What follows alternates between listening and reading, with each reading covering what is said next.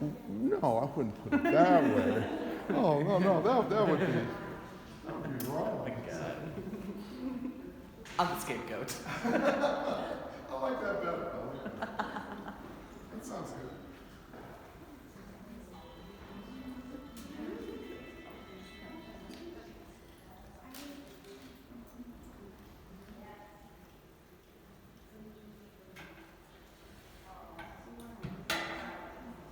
How's this work? This is a very resonant room, so we might not need very much in terms of amplification. Does everybody hear pretty well? Okay? Okay, great. If you don't know, I'm Tim Blunk. I'm the director of Gallery Bergen. How many of you were here for the first time? Holy moly. You're gonna come back, right? Yeah, oh, definitely, right? You had no idea that this school has such an incredible gallery, did you? Well, now you know. It just gets better and better. It's like incredible. This place is just awesome. And so you need to come here. We have exhibitions all the time. This is your space. You should be proud of it because I've been the length and breadth of the great state of New Jersey, and we have absolutely the most awesome gallery among any college or university. So I can back that up too. So I'm really glad that you're here. And I'm really especially glad that you're here to share this event today, Resilient Women Confront War and Violence. And we're going to do that with a spoken word event, an open mic spoken word. So if any of you are still on the fence, maybe you have something you want to read that's yours or by somebody else, to any point during this next hour and a half or so, just let me or Cassie know, and I'll be happy to make room for you. I just want to let you know that this is a collaboration between the Asian Heritage Committee and the Women's History Month Committee, and we are doing this together here with Gallery Bergen.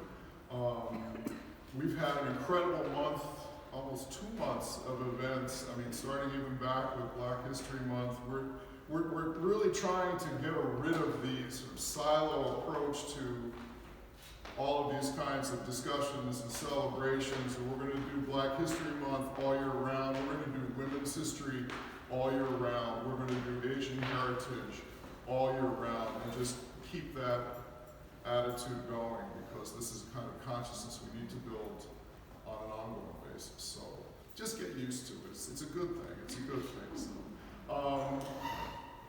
I want to make special mention of, first, I want to say that our friend Mina An, Dr. An, is actually sick with COVID today, we just found out, so we send our thoughts to her. I know that she would be here helping to introduce our speaker, and it would be a big part of this, as you know. She's such a vital part of our community.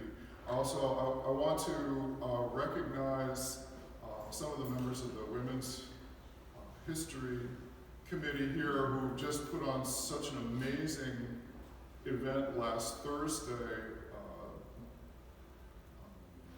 Dr. Christine Eubank, Dr. Lee Janitis, Dr. Carolyn Kenny.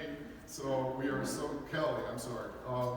We're so happy that, I made sure to get the doctor right. So I got the doctor, and I screwed up on the last name.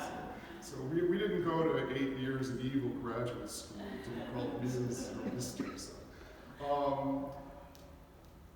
Everyone has worked so hard to make these events happen, and it's so gratifying to actually now be able to do this in person with masks off or on, as you prefer, but to be actually face-to-face and sitting together is such a blessing. I'm not going to MC this, for this is a student-led event, and I'm going to be handing this over to a wonderful MC. You probably know her a lot better than I do, Cassie Laxina Winto. So if you don't know her, she's a second-year student here at BCC, and she's the internal PR officer for Pasal Ubong, the Filipino Student Union here at BCC. She is also editor of Politically Invisible Asians, which is an online AAPI youth-led digital newsletter. So she's a writer and a poet herself, and she's also going to read to us. And she has no reason to be so shy because she's such a talented young woman, and we were really happy to have her lead this event for us. So I'm going to hand this off to Cassie's capable hands, and first give her a warm round of applause. Awesome that she's doing this. We're going to make this happen. I'm not as tall as you. Thank you. There you go. All right. So thank you, Professor Plunk, for the warm welcome. And once again, I'd also like to welcome everyone to this open mic event, which was co-organized by the Asian Heritage Committee. And as Professor Plunk said previously, the focus of our program in this year has been Asian women who, despite centuries of ongoing violence and trauma that still occurs today at the intersections of race and gender, have continued to be a driving force behind the resistance of Asian communities throughout history. So with that being said, the theme of this event, as Professor Plunk said previously, is resilient women fighting back against war and violence. And anyone is free to sign up and read either your own work or the works of another author that relates to this theme.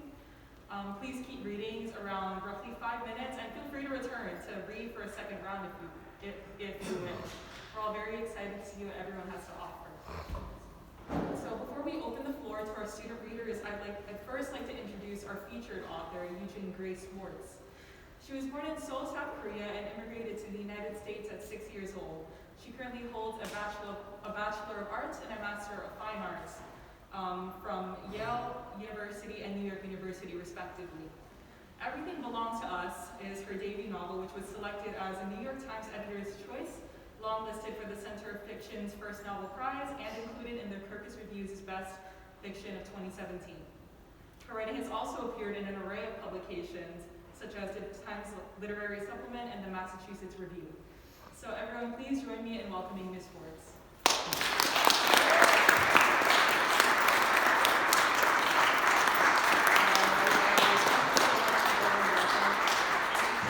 Thank you, Professor Plunk. This has been such a nice surprise because I think this is the first in-person event I've done since the pandemic, so I'm very happy to see all your lovely faces and really encouraged to see so many people here celebrating and supporting such an important theme. So as Cassie mentioned, I wrote Everything Belongs to Us as an experience, as a response to the experiences that I had growing up as a Korean girl and as an Asian American woman in the United States. Is my mic okay? Okay. Raise it up. Okay. Better. Okay. So I came to America when I was 6 years old. We originally moved to Ridgeville Park, which is not too far from here, and I actually graduated from Parenthesis School right down the road. So ironically, I moved away about a year ago, and I used to drive past this, the campus all the time, and now I had to drive 2 hours to come back here today. So growing up in Bergen County, which as you probably know, has a large population of Korean Americans, I grew up in what I like to call the Korean American bubble. My parents we came in the 80s, and my parents had, unbeknownst to me, promised my grandparents that the culture and the language and the bloodline would be intact. So it fell to my brother and I to manifest that promise. As you probably noticed, my last name is no longer Kim, so their promise did not quite pan out the way that they had hoped. But in some ways, I think that it was a much more enriching, interesting, empowering experience for all of us, because in the process of the conflict and the misunderstandings and the lack of knowledge of each other and the ahistoricity of our family growing up in this bubble, which, of not understanding each other across the generations, we had to ask a lot of questions. We had to have a lot of challenging conversations. And this book is the result of those conversations. This book is set in 1970s. I was not born in the 1970s. So I was very intimidated to write about a time period that I did not have personal experience in, but I had to do so many interviews of my parents and my family members were college students during that time. Does anybody have any experience of or knowledge of Korea in the 70s? Oh, good. So just a quick little blip of historical information. The Korean War happened in the 50s, and after the Korean War, the country was in chaos and poverty and devastation. And then in the 70s, there was, the 60s and 70s, there was a dictator who was very polarizing because he brought the country into economic success at the cost of the working class, at the cost of democracy. And so during that time, there was a huge wave of economic, political, and social change. And it was incredibly interesting to me as a young person to realize that all of this had happened right before I was born, and I was not aware of it because growing up as an immigrant in the 80s, I was given a far rosier view of Korea. You know, the Seoul Olympics, the rising soft power, you know, we want to focus on like BTS and K-drama, but before all that, there was this. So I want to read a little bit from the book, just to give a little background.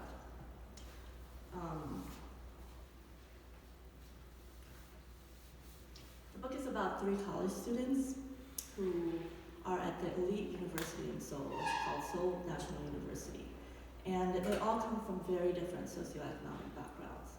And the woman that I'm reading about today, her name is Yoojin, and she is the daughter of an incredibly powerful, influential businessman, and she decided that she had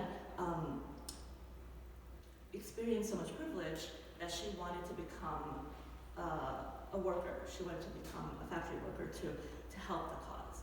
And her best friend Namin, who is in that world, her sister is a factory worker. She does not appreciate her best friend's efforts, which she considers frivolous in play acting. So the book opens with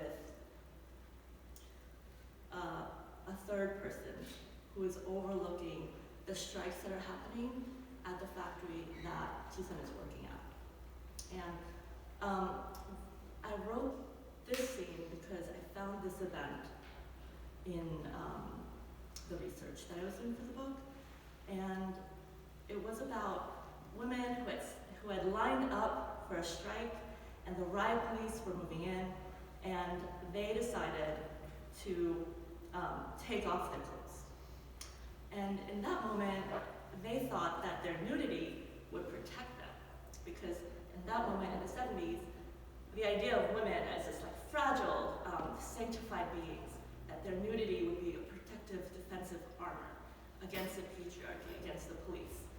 And I thought, you know, writing this in like the 2010s, how interesting, because in our time, women use our bodies, sometimes in protest, as offensive armor to gain attention, to make a point.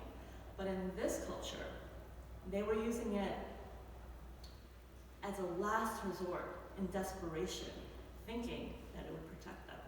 And what actually ended up happening, which was so moving to me, was that they thought it was a sacrifice, that they were giving up the one last thing that they had. And the police were so enraged by this that they became even more violent and felt even more motivated to humiliate them.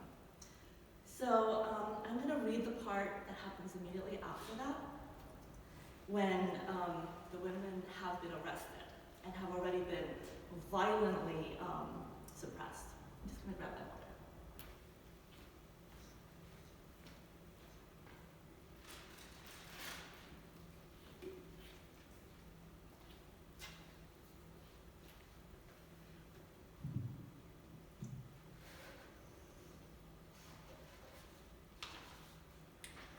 After the arrests, the women said they had not planned to remove their shirts, that it had happened spontaneously, an act of last resort defiance. When it began, Yoojin was far from the center. She didn't know the woman who had started it, but she felt the ground tilting as woman after woman threw off her shirt and linked arms with her neighbor, anchoring one another against the attack. She joined them, flinging off her shirt and bra, trampling the garments underfoot, fused in a human chain of resistance. In the vans, the police reprimanded them like children. Is this how you girls were taught to behave? What? Ajuma, you're too old for these shenanigans.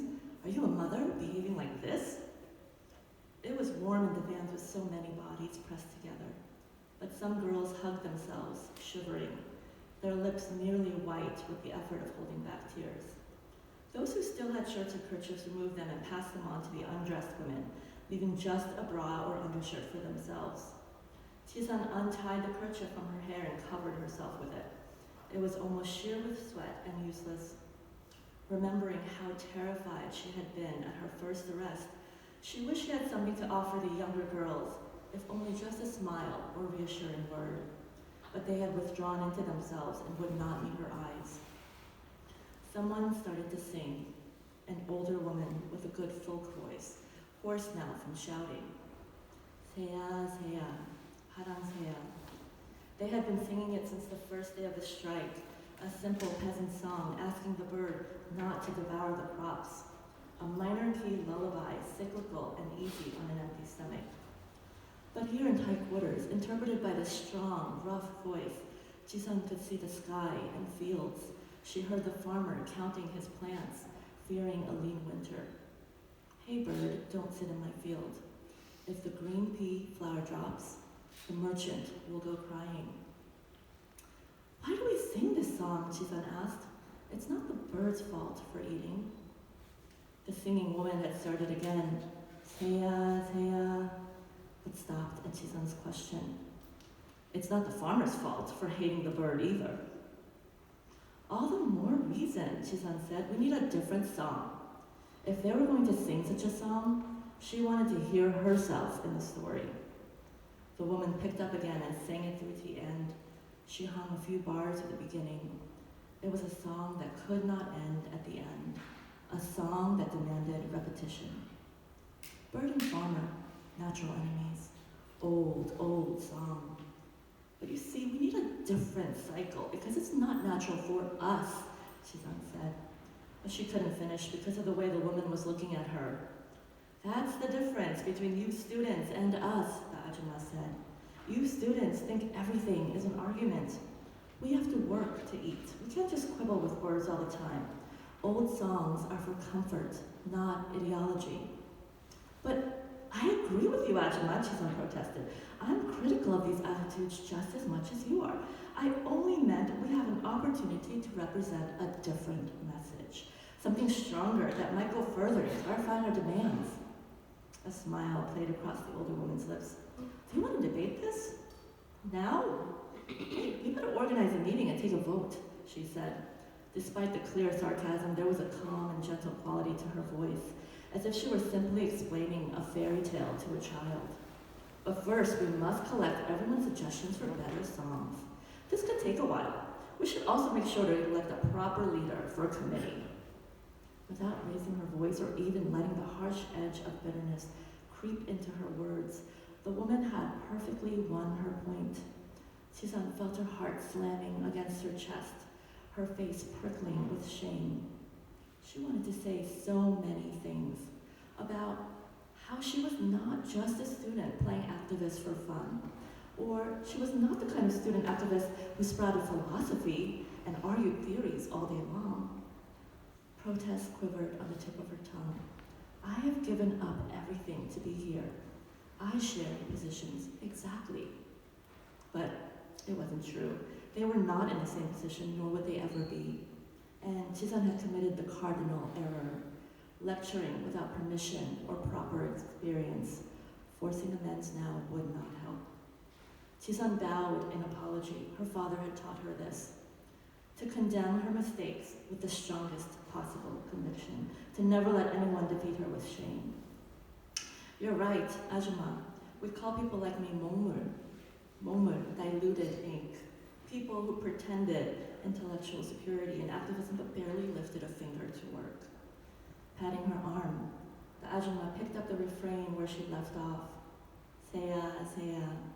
Little bird, singing, rocking, she held onto Chizan's arm for a long time, an intimate gesture, maternal and possessive, as if to say, this one, I claim, I accept.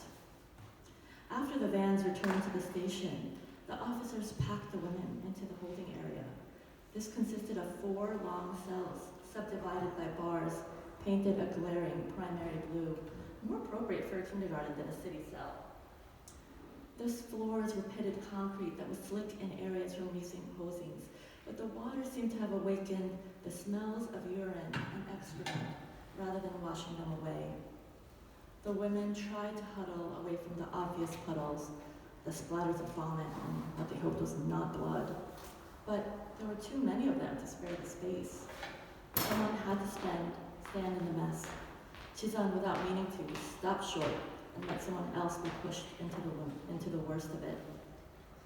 She counted 57 women in her cell and the adjoining ones, as far as she could see. They were standing hip to hip. Sitting down was out of the question unless they made a group effort to allow certain women to do so. Using the toilet would also require an announcement, unless you were unlucky enough to be standing near it already. How could they possibly spend a night like this, pressed together like caged livestock? At least the chickens in the market could breathe fresh air. Of course, Chizan never found out. It took less than an hour for the authorities to realize who she was and hurry her out of the cell into the office to wait. When the guard called her name, she already knew what to expect. She had been identified and would be released, as she had the other times. If she resisted, they would haul her out bodily, a punchline, dragged in, dragged out.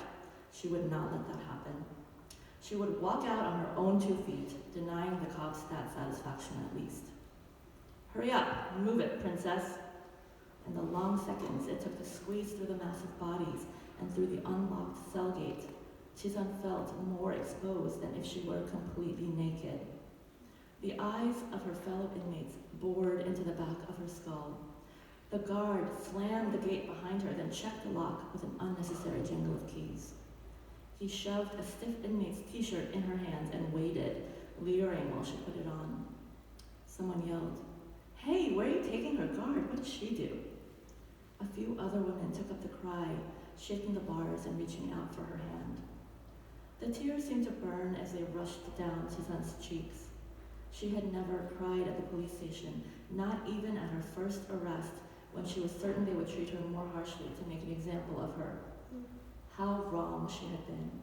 It was true that the police hated student protesters, whom they viewed as overprivileged troublemakers. But contrary to her fears, Chizan's status as her father's daughter had set her apart in a different way. It made the authorities afraid to touch her, afraid to do anything that might incite undue displeasure and rain down inconvenient consequences on themselves. The police had discovered who she was, but her fellow activists did not know, nor did they understand that she was being released. Whoever it was that had spoken up, a stranger, had thought Chizan was being singled out for something worse. By raising the alarm, the brave woman had risked being next. "Sister," the woman continued shouting after her, "tell us your name so that we can tell your people where you are. We will not let you be forgotten." Chizan wanted to beg the woman's forgiveness, to thank her for her courage and tell her not to worry. But she was too ashamed to attract further attention to herself. Nor could she explain where she was really going. It was best to remain silent and hope this woman would soon forget about her. She followed the guard through the holding area to the front of the station, an open area arranged with gray metal desks. There, another officer was waiting to collect her, a baby-faced young man who appeared flustered by her tears. Like a child, awkwardly he tried to pat her elbow as if she would be grateful. Undoubtedly, this junior officer had been sent by his superior to save face, told to do or say whatever was necessary to smooth out the misunderstanding. The captains would hide behind their big desks and closed doors until Chizan was safely collected and kowtowed to her father or whoever had made the call, promising that it would never happen again. Never. Always. Chizan's father always had a way of pulling these words out of people's mouths. The young officer was trying to offer her a tissue, and Jizan said, "Do you think it's right, jailing honest women for exercising their rights?" His expression hardened, aging him suddenly. "I know who you are, and who your father is," he said roughly.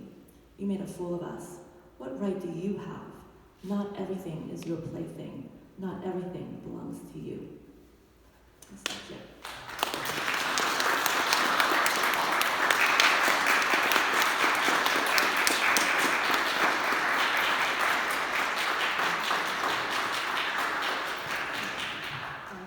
Thank you so much. I was hanging on to every word you said. That was very impactful. And I hope that everyone else also very much enjoyed what was read. So now we're going to be proceeding to the open mic portion, and I'll begin by sharing my own piece with all of you. A lot of people who have experience with writing may agree with me that writing in many ways is a healing agent. So it's not only an opportunity to showcase the kind of strength and resilience that lies within the intention of the writer, but also as a way for them to reconcile with a lot of emotions that they experience throughout time. So I wrote this in October of last year for my mom's 42nd birthday, and also for some background information. My mom is a single mother and a Filipina immigrant who had my sister at 19 and me at 22. So people who have experience with immigrant parents understand that there are certain parent-to-child relational struggles that can't really be compared to other struggles that parents and their children experience. So in a way, we speak our own language in trying to really understand what happens between us and our parents. But like I said, with writing as a healing agent, it's kind of a channel through which we can speak this language. So this is called Don't Cross the Street Alone. To my single immigrant mother, you used to tell me not to cross the street alone, which is true. She was afraid every single time that I was about to cross the street, even when the light was red, because for reasons that she couldn't really explain. She just said, "Don't go alone." And so I wrote this letter to you in October of last year, and I revisit them in April. A few weeks after an elderly Filipino woman in New York City was punched 125 times on her way home. It could have been my grandma. It could have been you. Your biggest sacrifice wasn't moving from the Philippines to the US. That part was easy. After all, you've always had a case of wanderlust. No one can hold you down. But from the moment you stepped foot on American soil, you were diving headfirst into a world you didn't know, for a child that wasn't born yet. Growing up, I wasn't aware of what kind of sacrifice this was. I don't think you were aware either. To my single immigrant mother, don't cross the street alone. I wrote this letter to you in an attempt to reconcile with the intergenerational trauma looming over us. Now it has been displaced with fear. Fear that we will drive each other away before understanding first. First and foremost, we're in a cruel, white supremacist state that has taught us to live in perpetual survival mode. It's okay if you weren't prepared to bear the weight of your sacrifices. You were almost completely alone in this journey. As a second generation of single motherhood in our lineage, it had to have been as painful as the first. A curse you couldn't break. I wonder if you allowed yourself the luxury of feeling this pain. Or did you swallow it the same way that you swallowed all those nights with no sleep because you were too busy trying to make a living? To my immigrant mother, don't cross the street alone. In many ways, I feel like you projected a lot of your frustrations onto us. After some of our worst arguments, I would walk away thinking to myself, it's not my fault you didn't get to enjoy being my age. In those moments, we were exposed to the least evolved parts of you. It was like meeting the adolescent version of you, whose life you were stripped from having. It felt like, at times, you blamed us for it. I struggle with my relationship with you, but if that was you in New York City on March 15, 2022, and I would have nearly lost you without learning to love each other fully, I would then fall into grief and lose myself along the way. One of the most common generational curses in an immigrant family is the untreated emotional wounds of the parent, which inevitably bleeds onto the child. Then, when we wipe the blood off of our faces, it feels like we're wiping a part of you away as well. How can we confront this pain without ridding ourselves of each other, bit by bit? Why must a child pick up the broken pieces of their parent who is still grieving the parts of themselves that they left at home? Our story is reminiscent of the collective immigrant narrative that many are familiar with, but in a multitude of ways it also isn't. In the same breath I used to criticize your unevolved ways, I thank you for not being like other parents. I used to be so mad at you for not acting as motherly as a typical Asian mom would. Instead, we worked together like colleagues, gossiped like friends, and fought like siblings. Yet somehow we ended up all right. One way or another, we made it across the water. Maybe the goal wasn't to stay dry, but to bear the stubborn push and pull of the tides together. I bless the mess that brought us here. To my single immigrant mother, please don't cross the street alone. Now that we're both a little smarter than we used to be, let's talk about those lost dreams. Somewhere along the line, I heard that you dreamed of being a flight attendant and traveling the world, but you were pressured to choose stability and become a nurse instead, like many Filipino women. That must have been so heartbreaking. But knowing what I know now about the imperialist history of the US and why there are so many Filipino nurses, I think I grieve over your dream more than I think about my own. Growing up, you told my sister and I to choose a career that makes us happy and chase it relentlessly. But part of me feels like you were speaking to yourself at the same time. It makes all the more sense now why you put everything into supporting our education while still keeping yourself at a safe distance. You wanted us to have choices. Choices that you didn't have the luxury of having for yourself. In the same way that our parents project their unconfronted pain, they project their unmet hopes and dreams onto us. It's a bittersweet, melancholic affection. In the time we spend healing the intergenerational trauma of our broken families, our parts come together like a mosaic. Some parts are a little more broken up than others, but the collective unit remains bonded nonetheless. I say broken in that phrase in the same way that we say broken English. As Amy Tan once said in reference to her own mother's English-speaking skills from the text Mother Tongue, it has always bothered me that I can think of no way to describe it other than broken, as if it were damaged and needed to be fixed, as if it lacked a certain wholeness and soundness. I've heard other terms used, limited English, for example, but they seem just as bad, as if everything is limited, including people's perceptions of the limited English speaker. Likewise, to call a family broken limits our perception of the family structure.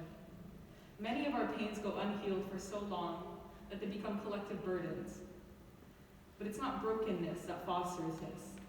It is our humanity in its most visceral form. What is truly broken, if not this system that has taught you to survive before it taught you to live? I will say it is unfair in many ways. No child should have to carry the burdens of their parents who could not heal in time to raise them. Mom, I'm sorry that your inner child has called for help in places where her needs could not be met. There's only so much we can do for each other in circumstances that keep taking from us. Our relationship is a maze. We're still figuring things out, but we can be confident in the fact that there's at least a destination. You are the embodiment of getting what we need, not what we want. And in this environment where we are constantly fighting for our space, I pray that you continue being present, even in all our difficulties. I pray that it'll never be a racist local, so desperate to put a face to their hatred that they fail to look in the mirror, that they fail to look into themselves. To my mother, be safe out there. Don't cross the street alone.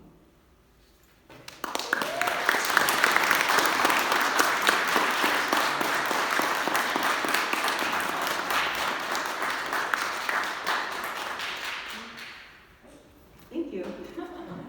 Okay, so, yeah,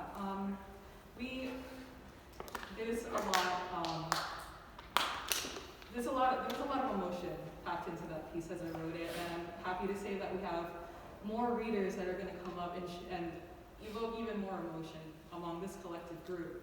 So now that I've read my piece, I would be happy to introduce each student reader as they come up. So first, we'll have Young-soo Park, a pharmaceutical worker and BCC student who was born in Seoul, South Korea, where she studied textile design in college. She moved to the US in the early 2010s and decided to go back to school to pursue new interests. Her hobbies include hiking on trails and admiring the beauty of nature. Today, she'll be reading Prelude by Yoon Dong-ju.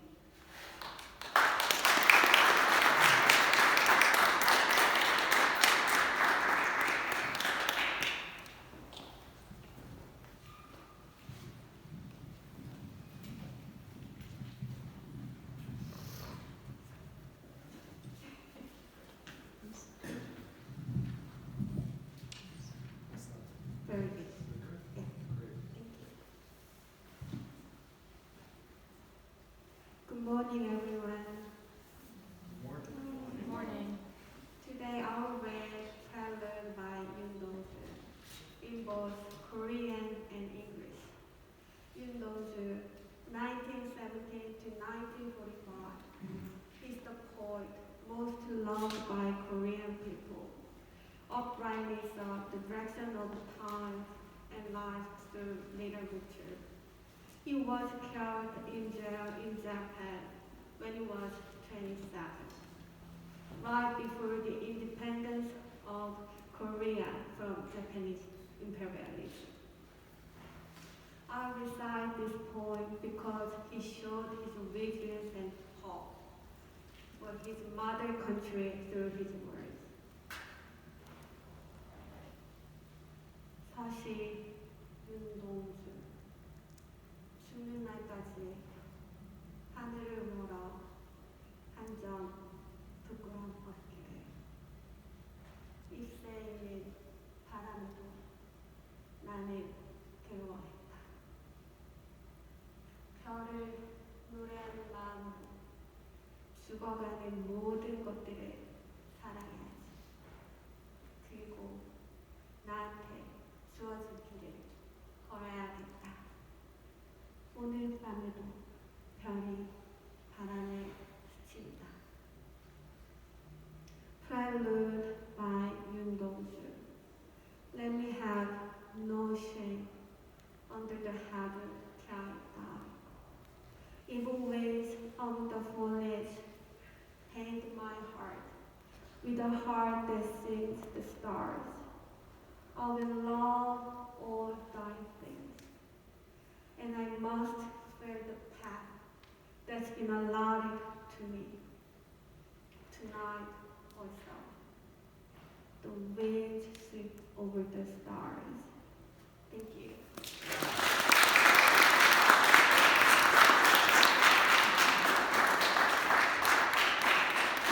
Thank you so much. And up next, we have Eun-soo Seo, a psychology student here at Bergen. She is also from South Korea, and it is her first time speaking in front of an audience in English. The poem that she will be sharing is Ode to Friendship, and she hopes for it to evoke love, emotion, and hope among the group today. Please welcome Eun-soo Seo.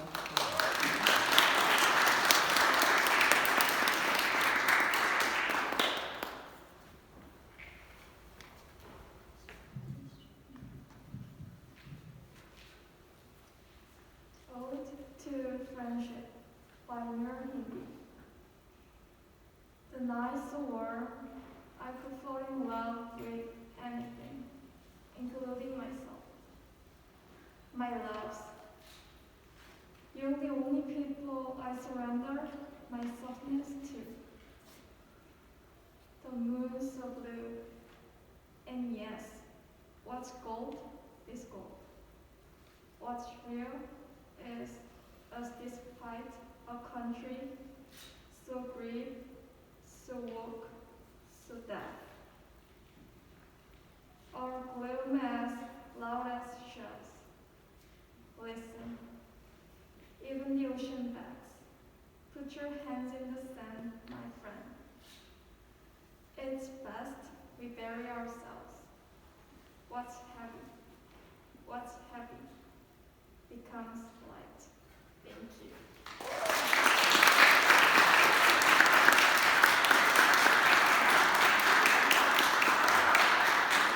Thank you so much for that sweet poem. And just a reminder, if anyone is interested in coming up, now that you've seen a few people speak, if you are interested in coming up, you can let me or Professor Blanc know. There is a sign-up sheet there. We would love to hear anything that you or an artist that you like has written. So up next, we have Nahi Kim, also a student here at Bergen Community College, and she will be reading 2 pieces for us, Desert Flowers 2, and Today I Am a Witness to Change. So please welcome Nahi Kim.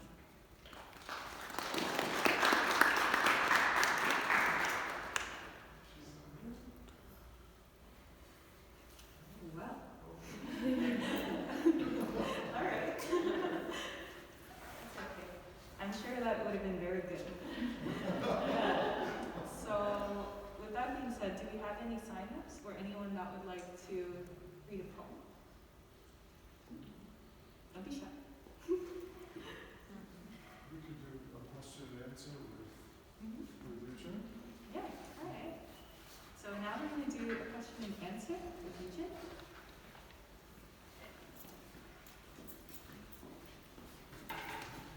Should I give people like a few minutes to think of questions, since this is all sprung upon you at the last minute? I'll read like a 2, oh, go ahead, yes. I have a question. Yeah. It was interesting to me that you were talking about the moment in Korean history when women dared themselves to as activism, and as I took the way you described it, kind of sacred humility, yes, giving up. Yes. And that's the sense of the body in Korean culture.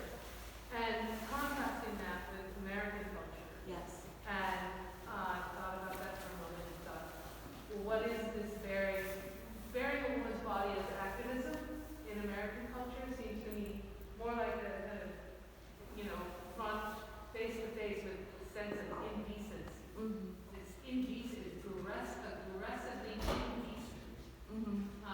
So I like the way you described how, you contrasted the 2 situations.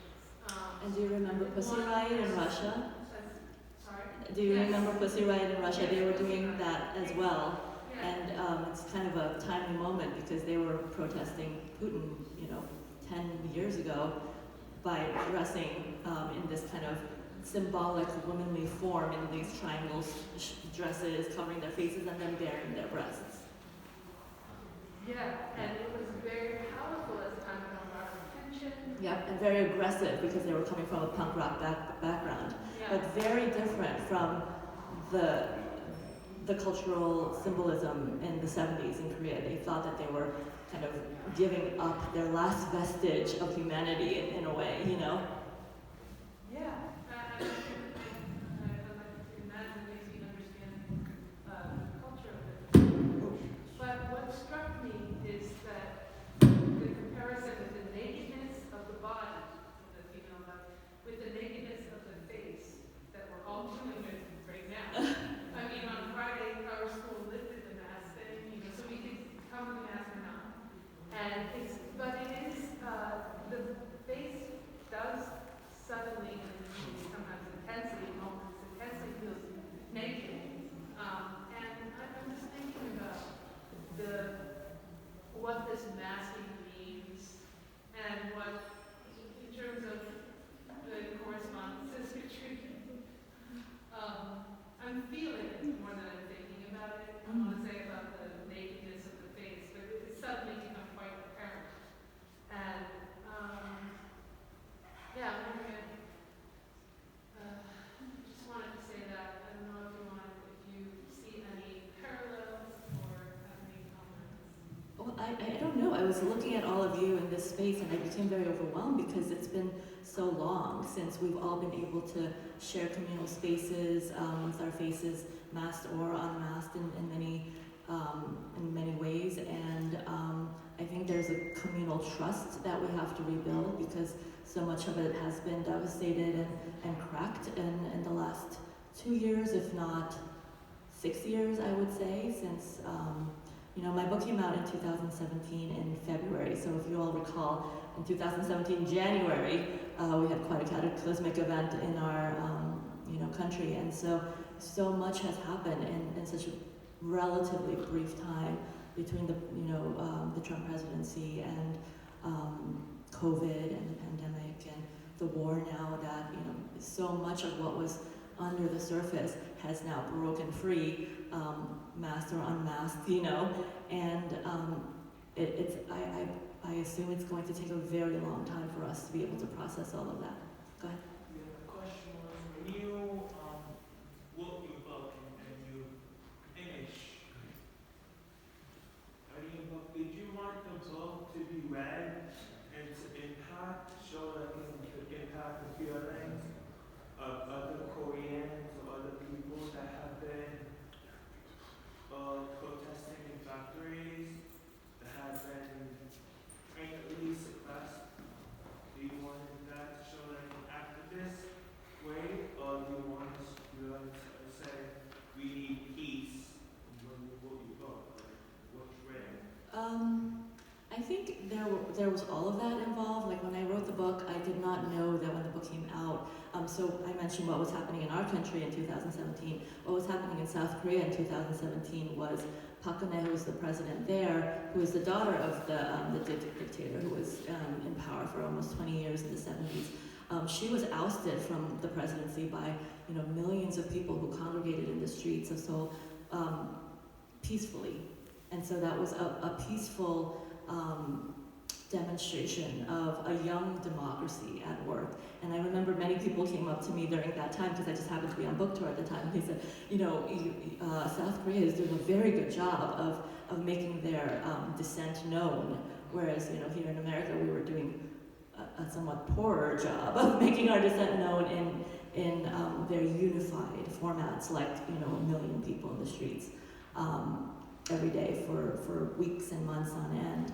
And so when I started the book, it was more honestly a young person, myself, understanding my own history through a lens that I was not given as a child. Because as I mentioned, as an immigrant child growing up here in Bergen County, my parents were so alarmed that I might become American and lose my culture that they only told me the rosy views of history. And so I was not, privy to authoritarian regimes and protests that led to jailings and deaths of people demonstrating their civil rights. And so when I found that out as a young person, I was incredibly inspired and motivated to learn more about my birth country, and also to understand with a zoomed out lens that some of these things that are new to me and might be new to some of you as young people, the repetition of history, and how certain generations, like for example the 70s in Korea, protest was such a vernacular for them. And then for us, for me growing up in the 80s and 90s, protest was not really part of my vernacular, but it very much became a part of my vernacular in the 2010s, as every single day there was outrage after outrage, and so we became practiced in that. And so I think when I was writing this book, I wanted to bring activism as a historical event to the forefront, but also I was hoping, as we all do, I hope, when we read works of fiction or even historical fiction, that it mirrors some of the experiences that we might be having in our own lives. Yes? You mentioned that you conducted a bunch of interviews Yes. with your family for this work. I'm just curious if you could share with us a little bit about how that experience maybe reshaped or shifted your relationships with your family. Oh, thank you. So, my parents were, they were loving, caring parents, but they were very authoritarian, as many Korean parents of their generation are, and they did, notably my mother once said to me, because as a teenager growing up in America, I said, I need more support here. And she was like, what is support? What does this word support mean? And she was a third child of a single mom in post-war Korea, struggling, you know, just to survive, basically, like truly just to survive. And so when her, you know, the child who was growing up in America with a roof over her head and not worrying about food and not worrying about her future said she needed support, she was like, oh, what the hell does that mean, you know? And so, meanwhile, I was so astonished that my mother, who was well educated, living in America, did not understand the term support. And so by doing all of these interviews and by reading all of these histories and by understanding that my parents grew up under a completely different political, social, emotional paradigm of just authoritarianism across the board, that dialogue was not a part of their vocabulary, that you know, decisions based on feelings was not necessarily on the table as an option. It was just not the paradigm under which they had grown up. And I noticed that it was not just them, it was the entire generation, it was the entire country. So, you know, given that they grew up in that way, it was miraculous that they grew up even as loving and as caring and as curious as they ended up being. Because when I started doing the research and having these one-on-one interviews, they were overjoyed to be telling me, you know, whatever I wanted to know, you know, the tanks that are at the campus and why we didn't go to school and all of this stuff, which I would have been very interested to know as a younger person, but they didn't know that I wanted to know, so they never told me. They thought that that would, you know, besmirch my idea of them, when in reality, it opened up my idea of them. And one of the kind of pivotal moments that my mom and I had, because she's Namin in this book, who's the one struggling to just kind of like lift her family out of poverty, is based on my mother. And my mother had said, you know, for my whole life, I was so ashamed of where I came from and of the struggles that I was born into that I just never told you. I thought that was not relevant. I thought you would only want to know of my achievements and my success. And I said, that is such a cultural difference that we just would never know was an obstacle between us, because, you know, me growing up in America, you know, the paradigm of overcoming your obstacles, you know, rags to riches, is such a Western trope, and we honor that, and we celebrate that, and that gives anybody more respect in our eyes. But in Eastern cultures, where maybe class is a little more solidified, where you come from is kind of where you end up, and you can never get away from that. She thought that that was not information that should be shared and brought to light. And so when I said that to her, I said, Mom, I call her Oma, I said, Oma, I'm so proud of you. You overcame so many things. You're badass, you know? And she just started to weep, and she said, never thought about it that way. And now she does.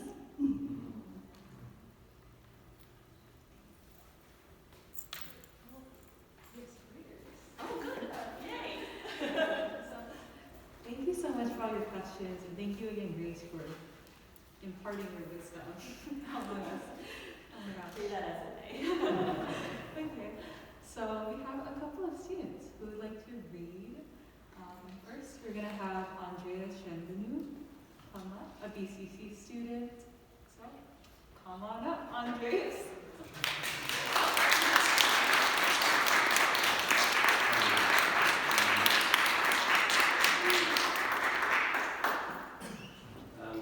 Thank you.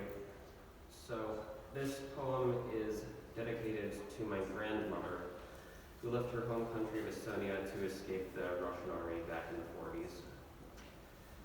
Hardship casts a long shadow over her early life, but this couldn't be further from the sunny, cheerful woman you would never guess had lived through the world's greatest war up to that point.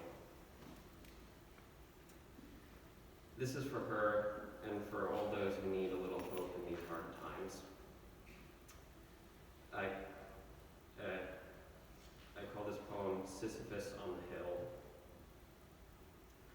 Our world shatters, showering rubble high as mountains, into towering hills without end. What are we to do? Fear looms above the everlasting tyrant, the burden of a human life. What are we to believe? Despair pulls downward, the eternal abyss, leaving nothing but the oldest question in our hands. Why?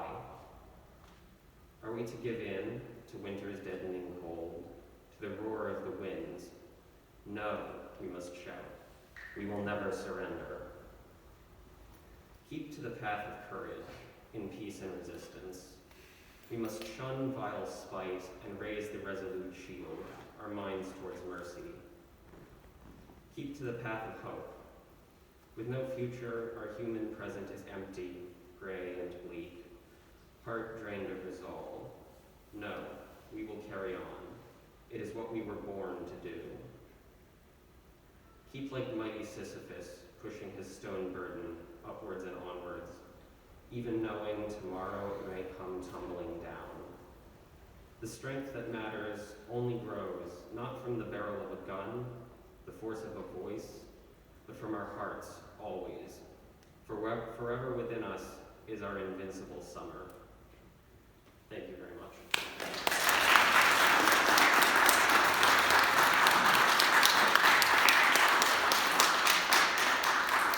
Thank you, Andreas, for reading your original poem.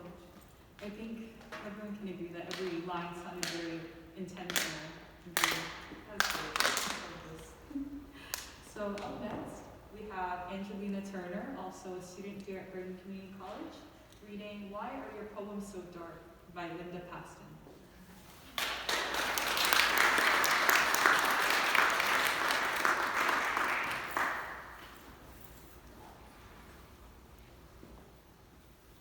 Hi. So funny enough, I found this poem yesterday for an assignment for class, and it made me think about my mom. And it's kind of weird because it's kind of hard to understand why.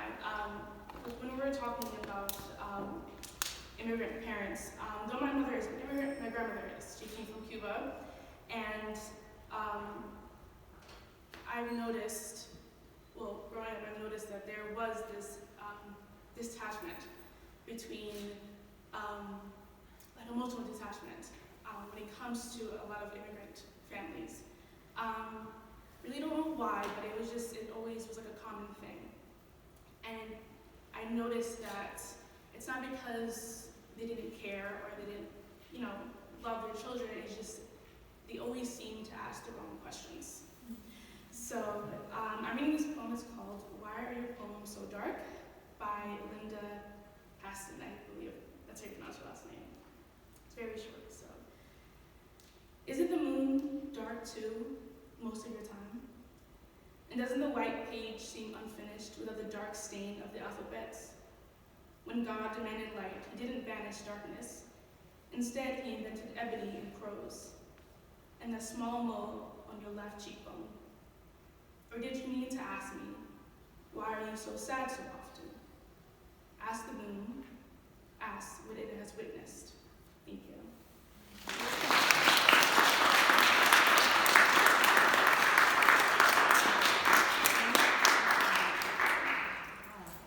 That was also another impactful poem, and I appreciate the wording of immigrant parents sometimes asking the wrong questions. I think that was a very, very well put way to put it. Yeah. So, would anyone else like to volunteer to read something? Now that we have more students come up.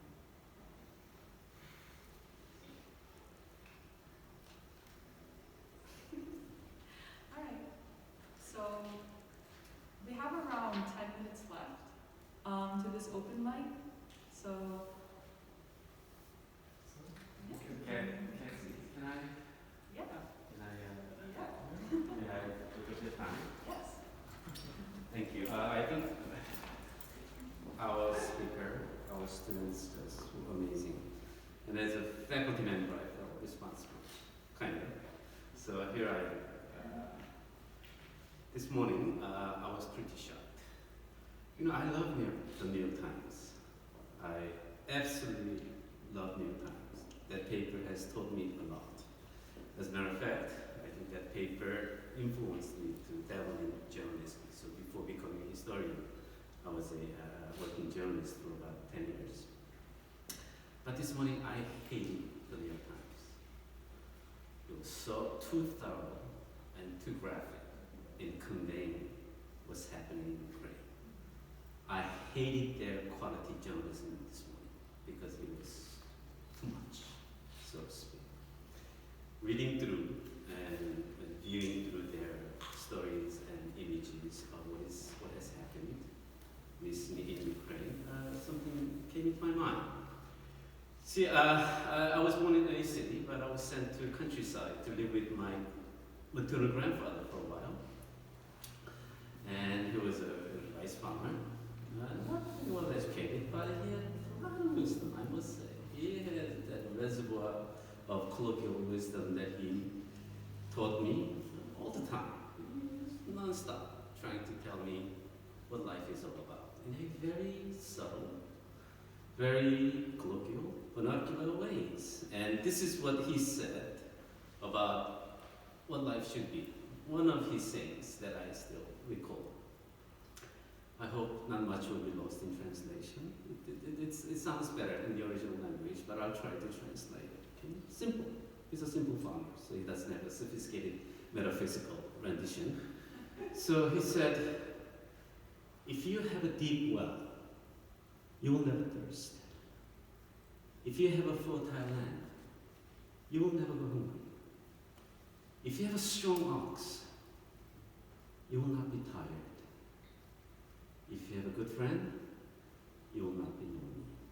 But most importantly, if you have a wise leader, you will know peace. I hope this world will have many wise leaders, especially in the context of what is happening in Ukraine, Eastern Europe, and the world. Let's pray for peace. Thank you very much.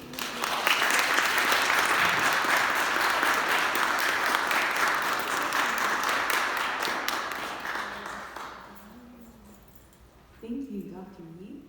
So, let's check. Okay. So, I want to thank everyone for coming to this event, and to all the readers. Just another round of applause for all the readers because they took.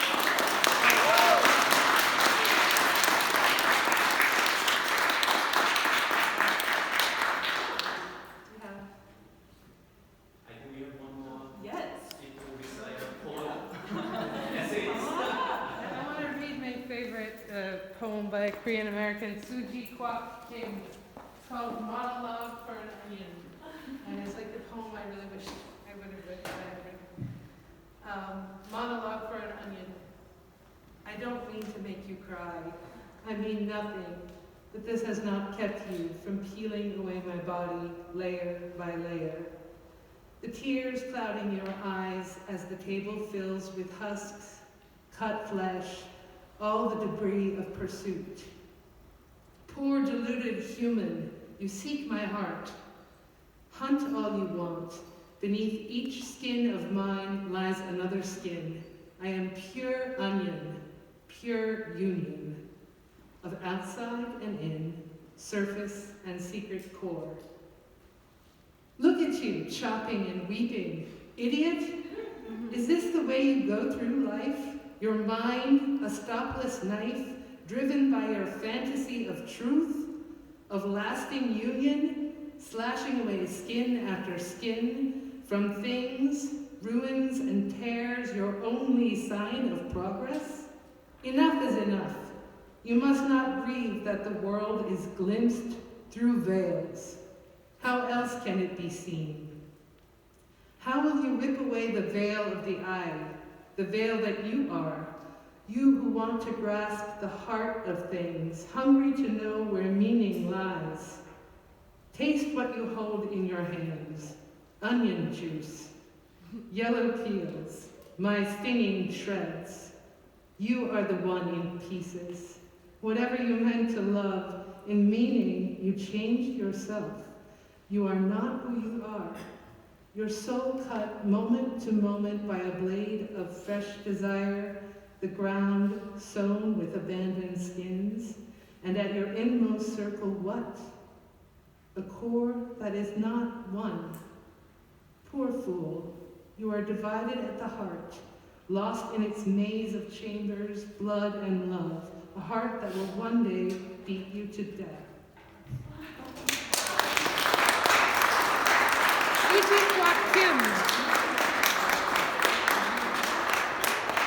Thank you so much for that. It was very dynamic. It was good. I enjoyed that very much. Oh, I want to read one. Yes. Come on.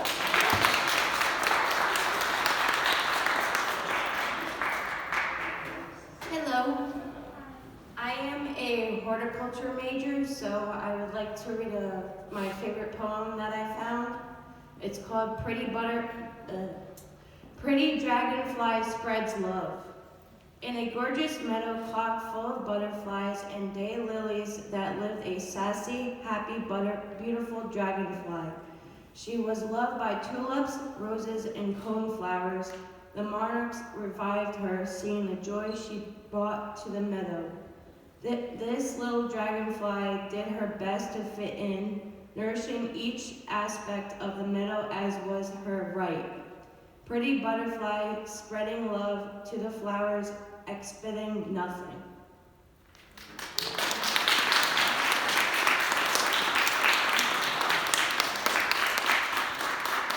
Thank you.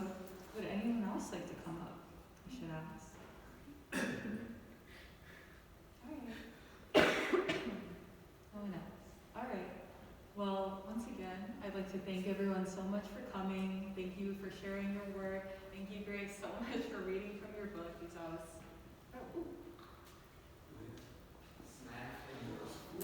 There's food. There's food outside. That way.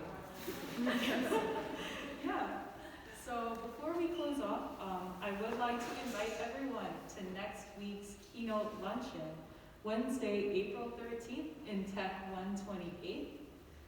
Starting at 11:15 a.m., we're going to have our keynote speaker, Megan Youngwon Lee, Chairwoman and CEO of the Panasonic Corporation of North America, followed by the award ceremony and closing luncheon at 12:30 p.m.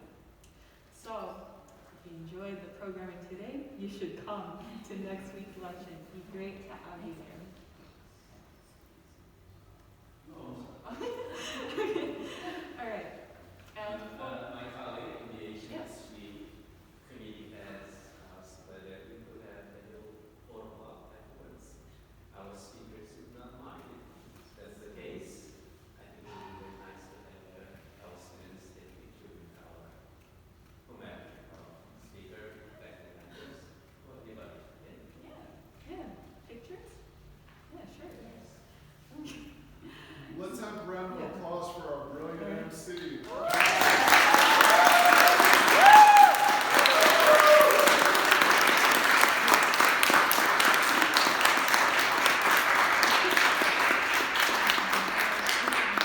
Thanks. That was genuine. Okay. So before we close off, I will share one last thing. So there is a Filipino phrase. It goes isang bagsak, which originates as unity clap when Filipino farmers and union workers back around the civil rights movement would clap at the end of a hard work day. So I won't make you do the unity clap, but I will say that isang bagsak has many meanings. So the direct translation is actually one down. So the unity clap and one down, and with the context of resistance and movements and war, it goes to show that when we are one community, when one person falls, all of us fall. And likewise, when one person rises, the entire community rises with them. Right. Thank you.